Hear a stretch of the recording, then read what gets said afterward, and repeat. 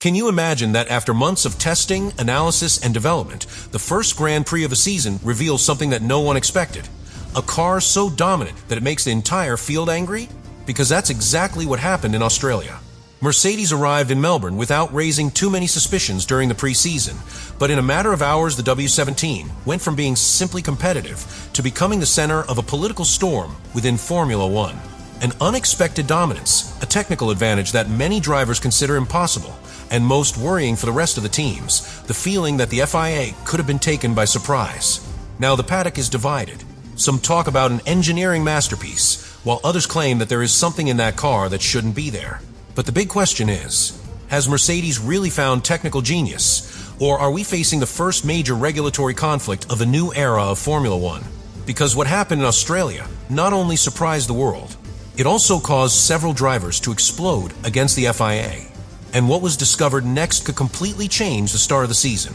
The Australian Grand Prix should simply have been the start of the season, one more race in a long and demanding calendar that started at the Albert Park circuit. The teams arrived with the conclusions still fresh from the pre-season, with simulations, data, and expectations that seemed quite clear about who would be ahead and who would have to chase. However, what happened during that weekend completely changed the atmosphere inside the paddock because Mercedes showed up with a performance that no one had really anticipated. During the winter tests in Bahrain, the German team had shown positive signs. The car seemed balanced, competitive on long runs, and reasonably strong in different settings, but nothing that indicated absolute dominance. In fact, many analysts place Mercedes as one of the favorites to fight for victories, but far from the kind of devastating advantage that had characterized other eras of dominance in Formula One. Therefore, when activity began in Melbourne, the general feeling was that we would see a fairly close battle between several teams. In the first sessions of the weekend, that perception did not change much. Mercedes was fast, yes, but it did not seem to hide a brutal jump compared to its rivals. The times were relatively tight, and the differences did not suggest anything out of the ordinary. However, what no one knew at the time was that the Brackley team had not yet shown all their cards. Many within the paddock would later begin to suspect that Mercedes had carefully managed his performance during pre-season and training so as not to reveal his true potential too early. The situation completely exploded in the classification. When it came time to look for the final time, the Mercedes simply disappeared in the timetable. George Russell and the young Kimi Antonelli achieved an impressive 1-2 finish on the front row of the grid with a difference of close to 0.8 over Charles Leclerc's Ferrari. In modern Formula One, a gap of that size in qualifying is huge. It is not simply an advantage. It's a clear sign that something extraordinary is happening in terms of performance. The rival pilots themselves couldn't believe what they were seeing. Charles Leclerc was one of the first to publicly admit that the level of power he had observed in the Mercedes was shocking. In particular, he pointed out the final sector of Russell's lap, where the car seemed to gain speed in a way that the rest of the teams simply couldn't replicate. For the engineers watching the data from the wall, this immediately raised all kinds of technical questions. But the surprise was not limited only to the classification. During the race, the behavior of the W17 confirmed that the advantage was not circumstantial. The Mercedes showed an extraordinary ability to accelerate out of slow corners, an area of the circuit where the energy management of the hybrid system normally makes big differences. According to the telemetry that began to circulate between the rival teams, the German car seemed to maintain the energy display for longer than any other car on the grid. Some teams began to talk privately about a possible interpretation of the regulations that Mercedes could have discovered before anyone else. Others were more direct and suggested that the German team could have found a technical solution that bordered on the limits of legality. Although no one could prove it yet, the simple fact that the doubt existed was already enough to unleash a political storm within the paddock. The initial surprise caused by Mercedes' performance in Australia soon transformed into something much more serious. What began as disbelief among the drivers ended up becoming a mixture of frustration, suspicion, and direct pressure towards the FIA.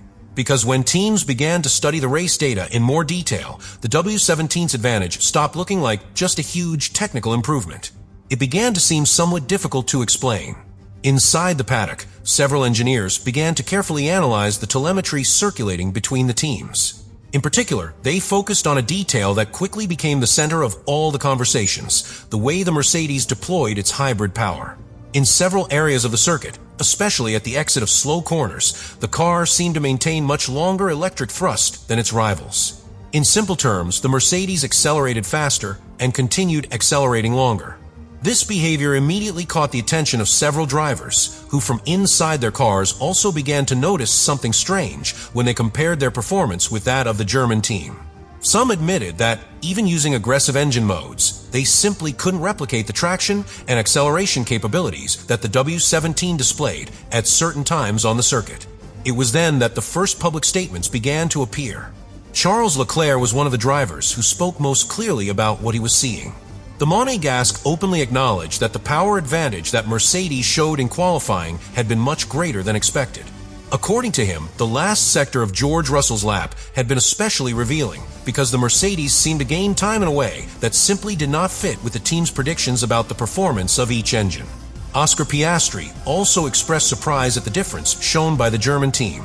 The Australian driver explained that not only had Mercedes' margin been shocking on a fast lap, but there was also a feeling that the gap could be even greater during long runs, something that had already been hinted at during some race simulations in winter testing.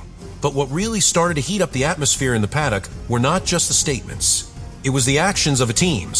Some teams decided to prepare technical dossiers to formally present their concerns to the FIA. These documents included data analysis, technical observations, and direct questions about various aspects of the Mercedes, especially related to the energy management system and the operation of the hybrid engine. In other words, the paddock was asking for answers. The situation became so tense that the FIA was forced to intervene. The Federation opened additional investigations to review different aspects of the Mercedes car. Not only the engine, but also certain team procedures in the pit lane and other technical areas began to be reviewed in greater detail. The simple fact that these reviews began was enough to confirm that the controversy had already escalated far beyond simple rumors between teams.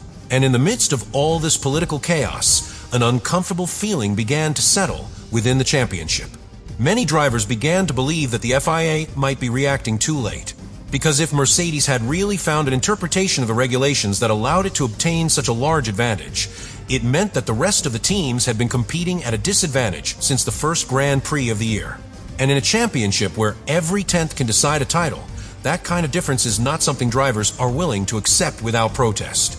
The problem is that the history of Formula One is full of moments like this. As the hours passed after the Australian Grand Prix, the tension within the paddock could no longer be hidden. What initially seemed like a simple sporting surprise had become a political problem that directly involved the FIA. Because when several teams began submitting formal technical questions, the Federation was forced to respond to a situation that threatened to rapidly escalate. The central point of the debate remained the same: the extraordinary performance of the Mercedes. Rival engineers insisted that the way the W17 deployed its hybrid power did not appear to follow the normal patterns that all teams know within the current regulations. In a sport where every technical detail is extremely controlled, any behavior that deviates from what is expected immediately generates suspicion. And in this case, what worried rivals most was that the Mercedes advantage did not seem to be limited to a single aspect of the car. It seemed to be integrated into their entire performance system. For this reason, the FIA decided to review several technical points of the German car.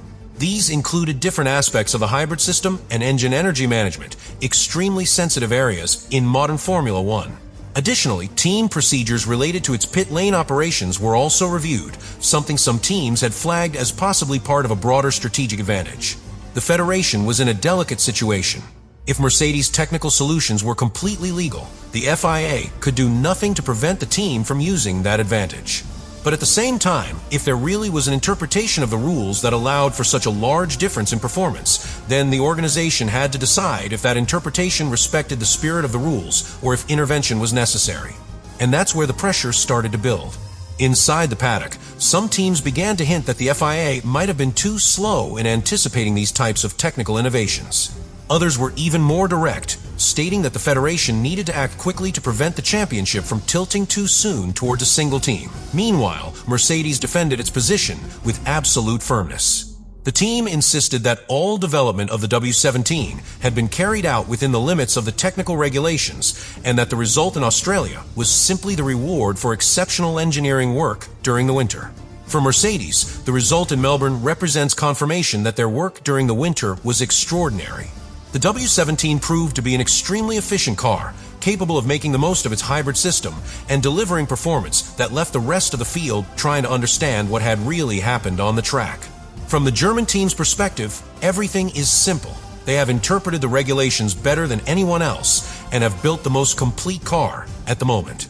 Let me know in the comments what you think about all this.